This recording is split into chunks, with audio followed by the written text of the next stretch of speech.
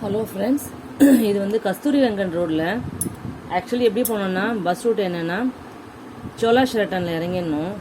இறங்கிட்டு பேக் சைட்லேயே இருக்குது கொஞ்சம் தூரம் பஸ் ரூட் சொல்கிறேன். பஸ் ஸ்டாப்பில் இறங்கிட்டு சோலா ஷெரட்டனில் இறங்கிட்டு அங்கேருந்து கொஞ்சம் தூரம் நடந்து போனாலே இந்த கன்சல்டன்சி வந்துடுது. இது ஆக்சுவலி கான்சுலேட்டுங்கிறாங்க, பட் ஆனால் அந்த கன்சல்டன்ட் தான் அது.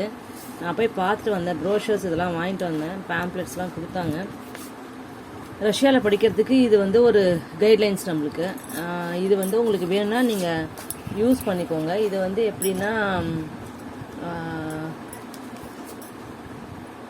அவங்க டைப்பில் உள்ள மெடிக்கல் யூனிவர்சிட்டிஸ் மட்டும் சொல்கிறாங்க. ரஷ்யாவில் இருக்கிற கவர்மெண்ட்டு யூனிவர்சிட்டிஸு மெடிக்கல் காலேஜஸ் அவங்க டைப்பில் உள்ளது மட்டும்தான் அவங்க எக்ஸ்பிளைன் பண்ணுறாங்க.